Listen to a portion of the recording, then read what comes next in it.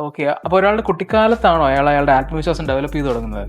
തീർച്ചയായും. ഉദാഹരണം പറഞ്ഞു കഴിഞ്ഞാൽ നമ്മൾ ജനിച്ച് വീഴുന്ന സമയങ്ങളിൽ നമുക്ക് ഭയം കുറവാണ്. ഇപ്പം ABC സയൻസ് എന്ന് പറയുന്ന ഒരു യൂട്യൂബ് ചാനലിൽ നിങ്ങൾ നോക്കിയാൽ ഈ കുഞ്ഞുങ്ങളുടെ ഇടയിലേക്ക് ഒരു പാമ്പിനെ വിടും. അവർ ആ കുഞ്ഞുങ്ങൾ ആ പാമ്പിനെ ഒരു ഭയവുമില്ലാതെ നേരിടുന്നതെന്ന് കാണാം. നമ്മളുടെ ഭയങ്ങളൊക്കെ നമ്മൾ പഠിച്ചത് അല്ലെങ്കിൽ ലേണ്ട. അപ്പം നമ്മുടെ ചുറ്റുപാടിൽ കൂടെ നമ്മുടെ മാതാപിതാക്കൾ പറഞ്ഞു, അല്ലെങ്കിൽ ചുറ്റുപാടുമുള്ളവർ പറഞ്ഞു, മൂവീസ് കണ്ടു, അല്ലെങ്കിൽ സ്ക്രീനിൽ കൂടെ, അങ്ങനെ പല രീതിയിലാണ് നമ്മൾ ഭയങ്ങൾ ഡെവലപ്പ് ചെയ്യുന്നത്. ഈ ആത്മവിശ്വാസം എന്തുകൊണ്ടാണ്? ഈ ഭയം കൂടുമ്പോഴാണ് ആത്മവിശ്വാസം കുറഞ്ഞു വരുന്നത്.